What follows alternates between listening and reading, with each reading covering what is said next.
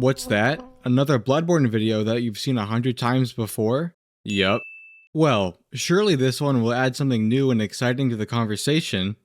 Nope. Well, maybe. I don't know. You should keep watching anyway. That's right, gang. This video is about Bloodborne. This is one I've been wanting to make for a long time, and I just finished playing through Bloodborne again, so it felt like the perfect time for it. This playthrough is coming off the back of experiencing Dark Souls 3 for the first time, which I also made a video on. Be sure to check that one out, obviously after finishing this one. I hadn't played Bloodborne since I first played it a couple years ago, so this playthrough really felt fresh to me, and man, this game is absolutely worth making a video on. So let's get into that. Real quick though, if this is your first time here, hi, hello, welcome. My name is Cyclonite. Well, it's not my actual name, but you know. And this is my channel, where I talk about literally anything in gaming that I care about, including Bloodborne. I'd love for you to stick around. Or, if you're a returning viewer, thank you so much for coming back. Regardless, please give the video a like and subscribe to the channel if you haven't already. It really means a lot. But with that out of the way, let the hunt begin. You may think it all a mere bad dream.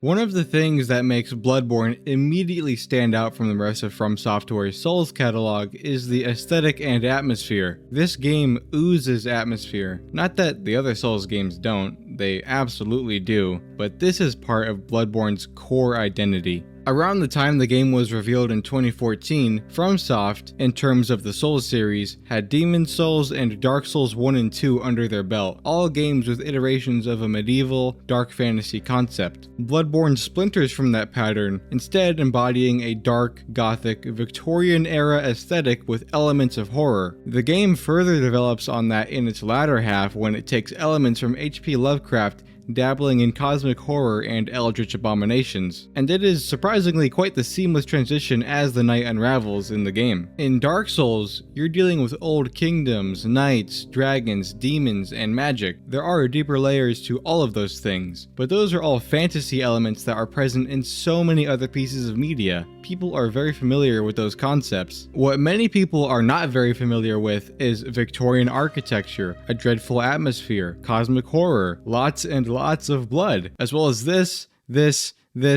and definitely not this. This is what makes the game so unique, not just among the other games in the Souls series, but games in general. I wasn't into these games when Bloodborne was coming out. I was too busy playing, I don't know, like Pokemon Alpha Sapphire or Minecraft Bed Wars or something. I don't know. But seeing FromSoft pivot to this in real time must have been super intriguing and exciting. Even today, the game is a real aesthetic standout among From Software's subsequent titles, except maybe for the Duskbloods, but we'll touch on that later. Bloodborne, throughout its entire playtime, exudes this very distinct feeling of dread coupled with wild curiosity, which only amplifies as the game becomes more and more disturbing. It's the kind of disturbing that you cannot take your eyes away from. You want to know more about what's going on, even if you can't handle or comprehend the truth, which is very on brand with the game's lore of humans seeking arcane knowledge through contact with incomprehensible cosmic entities. The game sinks its teeth into you so quickly just by its atmosphere and environments alone. I didn't even realize I was such a sucker for this stuff until I played this game. Waking up in a clinic after a really sketchy blood transfusion, walking through a once prosperous town that has now been diminished by the plague of beasts, hearing the eerie jabbering of the sick townspeople, the cries and incessant laughter coming from indoors, the distant howling of horrific monstrosities in the distance. This town is finished. These are some of the first things you encounter in this game, and it makes for one of the most novel beginnings to a video game that I've ever experienced. That is the magic of the atmosphere in Bloodborne. Yeah, it's dark a lot of the time. Yeah, the color palettes aren't too varied. Those normally should be complaints, and if they are to you, that's fine. But for me, those things only add to the horror and anxiety this game so expertly conveys. And when I say horror and anxiety, I don't mean waiting in anticipation for a jump scare in something like Five Nights at Freddy's.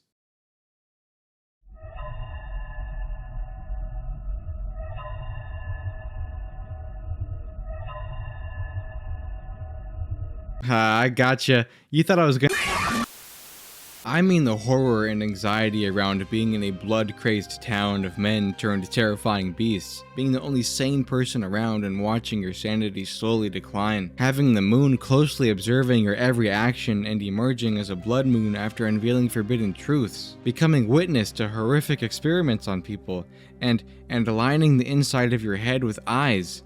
For some reason, it taps into everybody's innate fear and curiosity of the unknown so well. You know there are probably pretty horrifying things awaiting you, but you just can't help yourself. You just need to know more. It's like watching a true crime documentary or a horror movie, trying to answer the who, what, where, when, why, and how of it all. Despite knowing the disturbing content ahead of you and the probable decline in your mental stability, you still choose to keep watching. Except, in Bloodborne, you're in the pilot's seat. It is up to you to answer these questions and lose your sanity by playing the game. So, how does the game play?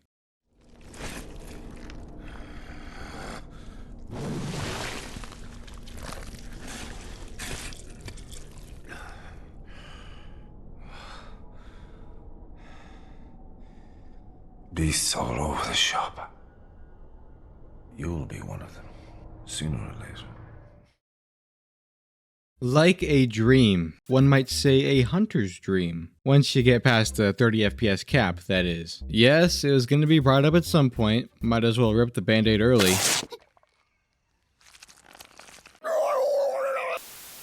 If you're familiar with the game in any capacity, you probably know that Bloodborne is locked at 30 FPS. It is something you get used to after a little while of playing, but playing this game right after Dark Souls 3, which plays at a consistent 60 FPS, it honestly felt like my PS5 was lagging. But no, this is just how the game is. Watching the gameplay on YouTube might make the 30 FPS limit seem unnoticeable, but it's a different story when you're playing the game. It's not like watching a movie at 24 FPS and it appearing smooth. This is an interactive experience without the convincing motion blur of a film, so it is an adjustment if you're coming from a higher frame rate game. Movements can feel sudden or choppy, which can sometimes make things hard to properly react to during combat. This is quite the fast-paced game in terms of combat, so you can understand the many complaints of its frame rate. Like I said though, your eyes do adjust to it after a little while of playing. The frame cap is not a deal breaker by any means, but the game absolutely deserves an official 60 FPS patch, and how about a PC port while we're at it?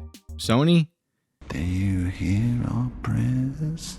But if the only real major complaint about the game is dealing with the 30 FPS limit, you know it's a good game. And a good game it is indeed. I would even venture out to say it's a great game. Perhaps even one of the greatest games I have ever played. And one of the reasons for that is the game's combat system. It is not a huge deviation of the traditional Souls-style combat and progression, but it is elevated in a way that makes it so fun and unique. You've still got your dodge roll, which becomes a dash when you're locked onto an enemy. You still have individual stats that you can level up. You're still upgrading your weapons with materials you find. You're still fighting ungodly monstrosities. So, what's different? Well, let's take a look at the weapons. I don't think it's too crazy to say that Bloodborne has some of the coolest and most fun weapons in any game. At least in terms of Souls-like games. Unlike Dark Souls or Elden Ring, Bloodborne has a pretty small weapon selection, but it makes up for the low number by making each one of them pretty special. They are called trick weapons, and that's because each weapon has a trick mechanic where they change form with a press of the left bumper. A straight sword can turn into a giant hammer, a cane into a whip, a curved blade into a scythe, a mace into a giant buzzsaw,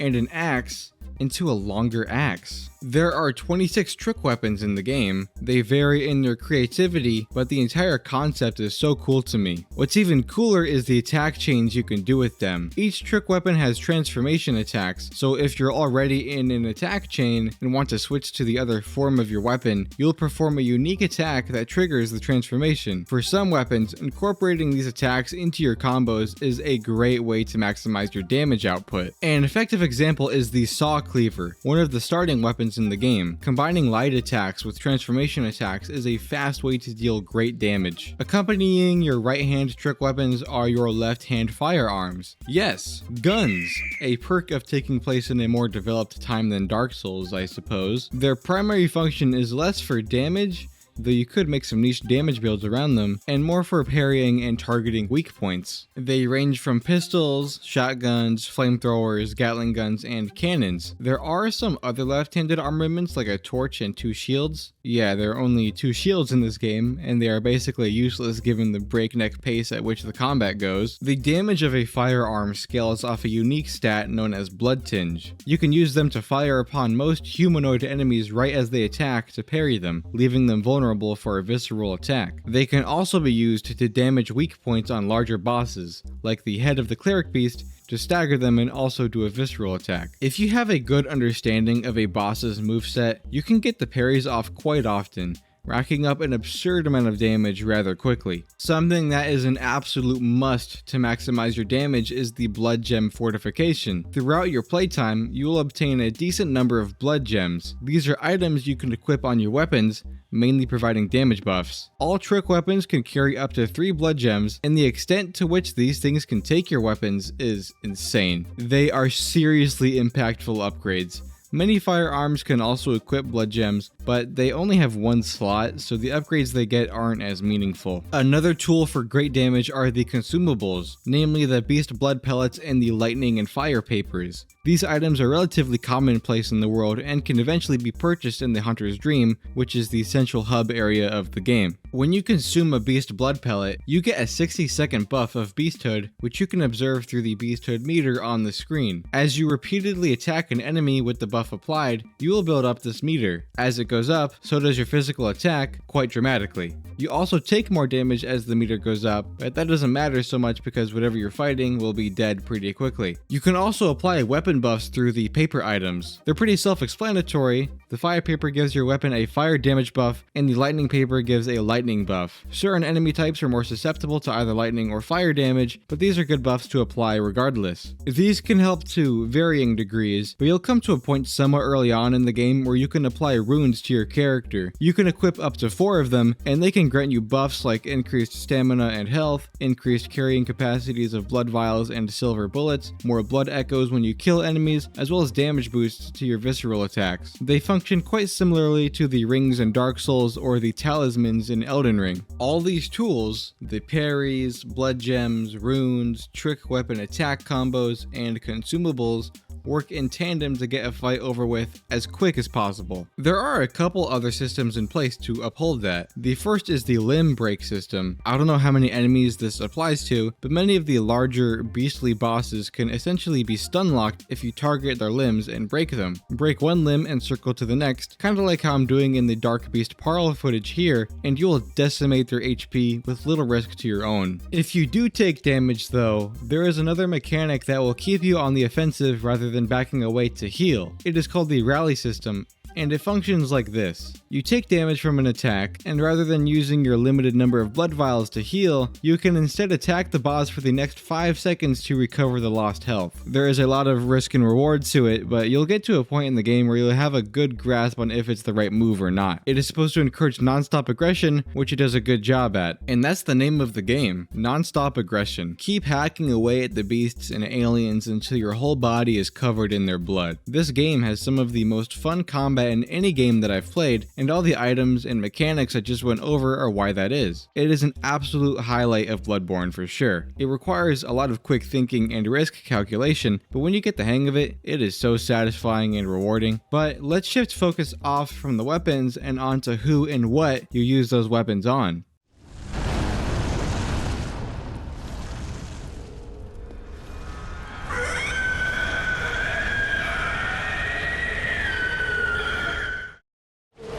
I can't stand these motherfuckers, bro. There is no shortage of unspeakable horrors to saw and cleave through in this game. From werewolves, to pigs with many eyes, to alien babies, to the British accents, to men with snakes bursting out of their heads, to whatever the hell the amygdalas are, you have your work cut out for you as a hunter in Bloodborne. Look, you know I had to throw a British joke in there somewhere. It had to be done. I didn't make the rules, okay? don't get mad. But yeah, Bloodborne's enemy and boss design is disgusting, both visually and mechanically. I mean that in the best way possible, by the way. If you've watched my Dark Souls 3 video, you might remember that I didn't find the game to be very difficult. In Bloodborne, however, it's pretty difficult, and that's coming from me already being familiar with the entire game. I already touched on some of the challenge coming from the quick pace of the game, coupled with the not so smooth movement at 30 FPS, but it goes beyond that. Many of the enemies and areas are just hard. Yes, you can become incredibly powerful too, as I had gone over, but the tables can so easily and quickly turn on you in this game. I already showed you how I destroyed Dark Beast Parl by breaking its limbs, but what I didn't show you was that this came after a handful of attempts of trying to do just that, only for the boss to quickly back up and claw me to death, or do a big get off me electric pulse that would destroy my health bar. Granted, I was fighting the boss at a relatively early point in the game, but still, this game has a pretty tight margin for error, more so than some of the other Souls games even. Based on my experience, I would probably rank Bloodborne as the second hardest Soulsborne game, with Elden Ring at number 1. I still haven't played Dark Souls 2 yet, but I don't know how much that game would shake up with the ranking. I am not counting Sekiro in this ranking because it just plays quite mechanically different, but it is incredibly difficult as well. Back to Bloodborne, obviously the things that carry the difficulty of the game are the levels and enemies, including the bosses, of course. The best example is probably the first level of Central Yharnam, which is quite expertly designed. You're running through a mad town, the townspeople chasing you down and firing at you, while sickly dogs and crows are chomping at your feet. You're trying to cross a bridge only to get ambushed by the cleric beast, which was teased at the start of the game. You're traversing the sewers, dodging giant flaming balls, and getting your face caved in with a brick by Frankenstein's monster, all just to get put in a stranglehold by the first major boss, Father Gascoigne. He is quite the skill check. You're basically fighting another hunter. He's got a trick axe as well as a blunderbuss. He is fast and can dodge your attacks as well as roll catch you by chasing you down, lunging at you, or firing his gun. The arena for this fight is also a blessing and a curse. All the tombstones scattered about can provide cover from his bullets and create space to give you a second to breathe, but you can just as easily get caught in them while trying to dodge or back away while he's wailing away at you. This fight gets flipped on its head once Gascoigne reaches the last third of his health, where he succumbs to the beast plague and transforms into the lone alpha wolf. This phase can be very overwhelming as he jumps and claws at you, but if you get the tiny music box from his daughter at the window back in Central Yharnam, you can temporarily daze him for an opening, which is an incredible lifeline for this fight. This is a great introductory boss fight for this game because it really encourages the player to get used to all the mechanics of Bloodborne, from staying aggressive and taking advantage of the rally system, to parrying at just the right time for a high damage visceral attack. If you're playing for the first time, this boss can be quite discouraging, but once you get past it, you'll definitely see its value. Another fascinating area is the unseen village of Yahar Ghul. This is an area you access after beating Rom the vacuous spider. God, I hate that thing. But you can actually access a part of it earlier on in the game if you get killed by a snatcher, which isn't very hard to do because these guys do a fuck ton of damage from just barely lifting a foot. The sequence of being taken to the jail there is really confusing on a first time playthrough. You've quite literally been snatched, and you have to contend with a bunch of other snatchers during your escape there. This is also where the Dark Beast Parl fight is, which leads to Old Yharnam, a place that you likely already visited. Opening that door to Old Yharnam that you couldn't open on the other side is such a wow moment for me in this game. Like, so much of it is interconnected, it's great. Another area I'll quickly talk about is Cainhurst Castle. It can be a bit of a confusing process to get there because you need to get a specific item and then go to a specific area where you are then transported to the castle by horse and buggy. This is probably the most Dark Souls-y area in the game, with the most Dark Souls-y boss in the game, that being Martyr Logarius. A lot of that is just coming from the aesthetic of it being this old castle and the boss being some king looking guy with a sword and a scythe. Definitely one of the more interesting parts of the game because it is a bit of a departure from what you're used to in Bloodborne, but I think it's a great area, and I think Martyr Logarius is an underappreciated boss. Not to get too in the weeds with it, but he has some interesting mechanics with him planting his sword in the ground that spawns projectiles and you have to destroy it. He has cool combos with his sword and scythe, can deflect bullets, and do these aerial slashes that are really thrilling to parry. Definitely a great fight that doesn't get talked about enough. That might be because this area is so easily missable, but let's move on. The final boss of the main game is pure magic. You arrive back in the Hunter's Dream after defeating Margot's wet nurse and slaying the Nightmare. Your work as a hunter is presumably over, so Gehrman, the first hunter and host of the Hunter's Dream, who I've somehow not talked about up to this point, offers to free you from the dream by mercy killing you. If you allow him to do that, that will just be the end of the game. But if you refuse, it initiates a fight with him. You are fighting in this beautiful moonlit field of white flowers with the Hunter's Workshop burning in the background, and unlike other final bosses where it's all grandiose and the music is soaring, the fight with Gehrman is quite somber and melancholic. Gehrman has been trapped in the dream for ages, and he knows what would be in store for you if you decide to challenge him. He feels obligated to kill you and free you from the misery of the hunt in the dream. He considers it a mercy. Alternatively, from the player's perspective, you are enacting a mercy by killing Gehrman in the dream, finally freeing him and granting him peace. So the music and atmosphere of the fight is very sad. The fight is very fun, however, and difficult, might I add. Don't mistake his age and being in a wheelchair for a weakness. Gehrman is a lot faster than you. He wields his signature burial blade, a trick weapon that turns a curved sword into a scythe. He is also capable of parrying you with his pistol and blunderbuss, as well as aura farming to create big explosions. It can be quite the back and forth battle where you are pushed to utilize all the skills you mastered up to this point. It is the culmination of your journey as a hunter, and quite the masterful hunter you've become because you beat Gehrman, freeing him from the dream and taking his place, ready for the hunt to begin all over again. That is, if you didn't consume 3/3 of an umbilical cord to repel the creator entity of the nightmarish dream and challenge it to turn into a baby squid that will hopefully change things for the better, somehow. Yeah, that is a sentence I just said, and it is not too far off from what happens in the game. Consuming 3 pieces of an umbilical cord of a great one, which you can obtain through certain quest lines and boss fights, will initiate an additional boss fight right after you beat Gehrman. This fight is against the Moon Presence, and oh my god, this thing is horrifying.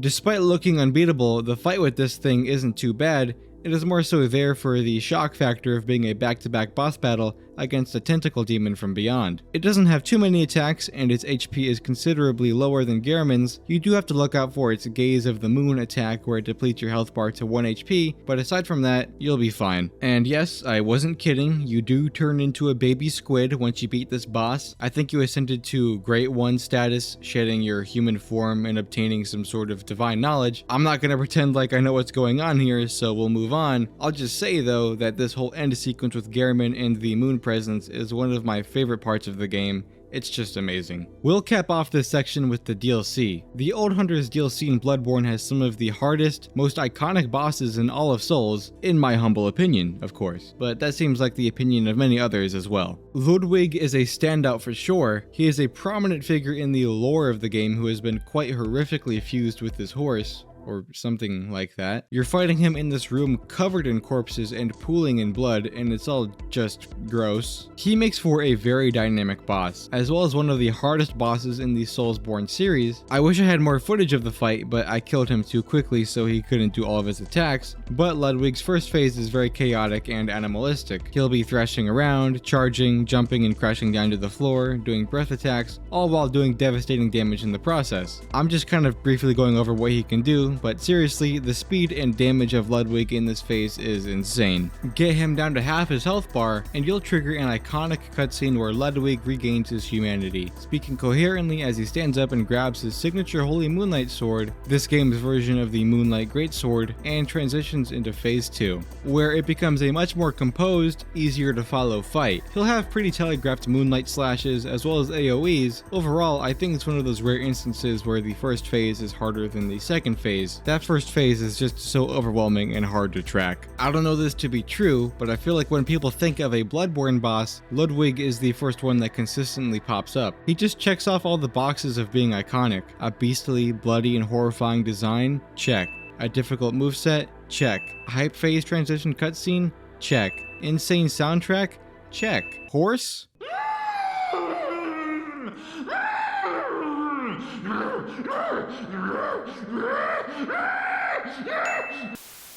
One of my favorites from the game for sure. The last boss I'll talk about, because I've been yapping for way too long about them, will be the final boss of the Old Hunters DLC, the Orphan of Cause. This is, without a doubt, one of the hardest bosses in all of Souls. I would probably say this boss took me the most tries of any boss in these games, second only to Melania. I think even Promised Consort Radahn took me fewer tries. So why is this boss so difficult? Well, you've probably picked up on this recurring theme with the boss design at this point, but it is very overwhelming. To rapid fire through it, the Orphan is very fast, never stops attacking, has a long reach, likes to roll catch you, has projectiles with a big splash radius, can summon waves of lightning, and can jump across the arena and ground slam you repeatedly. Am I missing anything?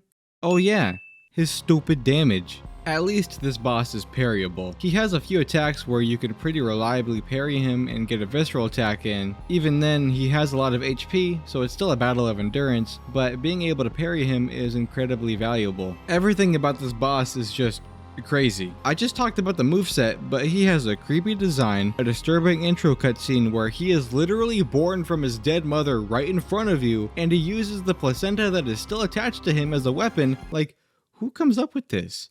And why do I find this shit so awesome? I don't know who the bigger freak is. But yeah, the best word to describe this boss is just insane. Frustrating would be another good word, especially if you're fighting him for the first time. He's a great boss, just do not come to this DLC underleveled. A few honorable mention bosses. Ebrietas, Daughter of the Cosmos. Who the hell came up with this design?